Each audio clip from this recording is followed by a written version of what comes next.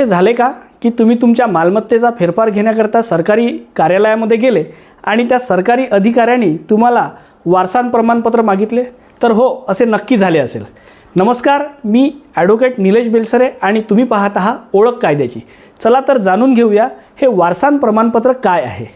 जेव्हा केव्हा एखाद्या व्यक्तीचा मृत्यू होतो आणि त्याच्या नावाने कुठली ना कुठली मालमत्ता असते आणि त्या मालमत्तेच्या संबंधाने त्या संबंधित वारसांना फेरफार घ्यायचा असतो, त्यावेळी या संबंधित वारसांना वारसा प्रमाणपत्राची गरज भासते किंवा तो जो संबंधित अधिकारी आहे तो तुम्हाला वारसा प्रमाणपत्र वारसा फेरफार घेण्यासाठी मागू शकतो. हे वारसा प्रमाणपत्र कोण देते? हे वारसा प्रमाणपत्र देण्याचे अधिकार कोणाला आहे? चला आपण जाणून घेऊया की हे वारसा प्रमाणपत्र काय आहे आणि कोण देते.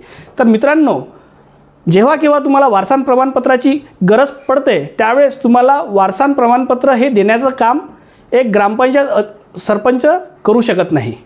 आणि त्यानंतर जर तुम्ही पोलीस पाटलाकडे गेले तर तो पोलीस पाटीलसुद्धा तुम्हाला वारसा प्रमाणपत्र देऊ शकत नाही. आणि जर तुम्ही एखाद्या पटवाऱ्याकडे गेले तर तो सुद्धा तुम्हाला वारसा प्रमाणपत्र देऊ शकत नाही, कारण या अधिकाऱ्यांना या कर्मचाऱ्यांना वारसा प्रमाणपत्र देण्याचा अधिकार नाही. तर मग हे वारसा प्रमाणपत्र देण्याचा अधिकार आहे कोणाला? तर हे वारसा प्रमाणपत्र देण्याचा अधिकार आहे दिवाणी न्यायालय कनिष्ठ स्तर या न्यायालयाला. बॉम्बे रेग्युलेशन ॲक्ट अंतर्गत वारसा प्रमाणपत्र देण्याकरता विद्यमान दिवाणी न्यायालय कनिष्ठ स्तर या न्यायालयामध्ये आपल्याला अर्ज करता येतो. आणि हा अर्ज करण्यासाठी सर्वात महत्त्वाचा कागद कोणता आहे? तर हा अर्ज करतेवेळी तुम्हाला सगळ्यात महत्त्वाचा कागद लागतो, तो म्हणजे जो व्यक्ती मरण पावला आहे त्या व्यक्तीचे मृत्यूचे प्रमाणपत्र म्हणजे मृत्यू दाखला. आणि जर तुमच्याजवळ हा मृत्यू दाखला नसेल तर मग तुम्हाला वारसा प्रमाणपत्रासाठी अर्ज करता येत नाही. त्यानंतर या वारसा प्रमाणपत्राला लागणारे संबंधित कागदपत्र काय आहे? तर संबंधित कागदपत्र आहे तुमचा शाळा सोडल्याचा दाखला, तुमचे आधार कार्ड, तुमचे पॅन कार्ड किंवा आपण मालमत्ता पत्रक असं सुद्धा म्हणू शकतो. आणि असा प्रत्येक कागद जो तुमचं मयत व्यक्तीशी नातं असल्याचं पुरावा देतो, असा प्रत्येक कागद तुम्हाला विद्यमान कोर्टामध्ये अर्ज दाखल करताना द्यायचा आहे. वारस प्रमाणपत्र मिळण्याकरता अर्ज हा जर तुमच्या माहितीतील वकील साहेबाच्या माध्यमातून तुम्ही केला तर तुमचं काम खूप चांगल्या पद्धतीने आणि सोयीचं होऊ शकते असा माझा सल्ला आहे. यानंतर आपण जाणून घेऊया की हे वारसा प्रमाणपत्र मिळण्याकरता काय प्रक्रिया असते. तर सर्वप्रथम तुम्हाला विद्यमान कोर्टामध्ये तुमच्या वकील साहेबाच्या माध्यमातून हे वारसा प्रमाणपत्र मिळण्याकरता बॉम्बे रेग्युलेशन ॲक्ट अंतर्गत अर्ज दाखल करायचा आहे. हा अर्ज दाखल झाल्यानंतर विद्यमान कोर्ट तुमच्या अर्जावर सायटेशन नोटीस आणि पेपर पब्लिकेशन काढण्याची आदेश पारित करते. हा आदेश पारित झाल्यानंतर त्यानुसार संबंधित दैनिक वृत्तपत्रामध्ये हा जाहीर नोटीस प्रकाशित केला जातो. हा जाहीर नोटीस प्रकाशित झाल्यानंतर अर्जदार ज्या क्षेत्रामध्ये राहत असेल, अर्जदार जिथे राहत असेल त्याच्या घरी एक सायटेशन नोटीस अर्जाच्या प्रतीसह लावण्यात येतो. त्यानंतर जर अर्जदार हा ग्रामपंचायत हद्दीमध्ये राहत असेल तर ग्रामपंचायतच्या नोटीस बोर्डावर एक नोटीस प्रकाशित केला जातो.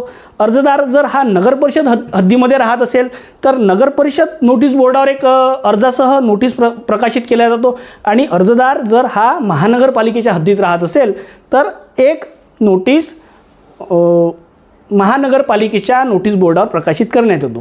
तर हे नोटीस प्रकाशित करण्यामागचा आणि दैनिक वृत्तपत्रामध्ये नोटीस प्रकाशित करण्यामागचा हेतू विद्यमान कोर्टाचा इतकाच असते की अर्जदारांनी जो अर्ज विद्यमान कोर्टामध्ये दाखल केलेला आहे या अर्जदाराव्यतिरिक्त मृत व्यक्तीचे या व्यतिरिक्त कोणी पुन्हा वारस आहे का? आणि जर ते वारस असतील तर त्या वारसांना या पब्लिकेशन नोटीसमार्फत या जाहीर नोटिसामार्फत विद्यमान कोर्ट आवाहन करते की त्यांनी यावं आणि 30 दिवसाच्या आतमध्ये त्यांचा आक्षेप नोंदावा. आणि जर त्याप्रमाणे जर एखाद्या व्यक्तीने त्या मृत व्यक्तीचा मी वारस आहे असं दर्शवून किंवा असा कागदोपत्री पुरावा देऊन जर आक्षेप नोंदविला तर मग हे प्रकरण चालवण्याचा अधिकार विद्यमान दिवाणी न्यायालय कनिष्ठ स्तर या न्यायालयाला राहत नाही. मग हा अर्ज कोण चालवू शकते? तर हे प्रकरण मग विद्यमान दिवाणी न्यायालय कनिष्ठ स्तर हे विद्यमान दिवाणी न्यायालय वरिष्ठ स्तर यांच्या न्यायालयामध्ये वर्ग करते. आणि वर्ग केल्यानंतर पुराव्याअंती जो व्यक्ती मय्यत व्यक्तीचा वारस ठरेल त्याच व्यक्तीला विद्यमान कोर्ट वारसा प्रमाणपत्र देते.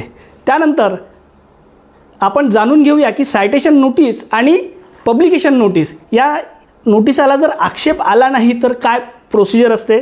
तर जर समजा आक्षेप आला नाही तर ज्या अर्जदाराने विद्यमान कोर्टामध्ये अर्ज केला आहे या अर्जावर विद्यमान कोर्ट पुरावा घेतो. म्हणजेच त्या व्यक्तीला त्याचा पुरावा द्यायचा आहे की आणि सोबत कागदी पुरावे द्यायचे आहे की तो अर्जदार मय्यत व्यक्तीचा वारस आहे म्हणून.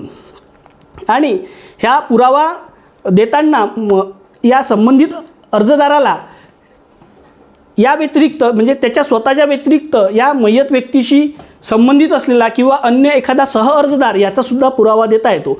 आणि यांचे हा पुरावा झाल्यानंतर विद्यमान कोर्ट या अर्जदाराला वारस प्रमाणपत्र मंजूर करते. तर मित्रांनो, आपल्याला हा व्हिडिओ कसा वाटला कमेंट बॉक्समध्ये नक्की सांगा. हा व्हिडिओ आपल्याला आवडल्यास या व्हिडिओला लाईक करा आणि आमच्या चॅनलची अशीच नवनवीन माहिती मिळण्याकरता या चॅनलला सबस्क्राईब करा. धन्यवाद.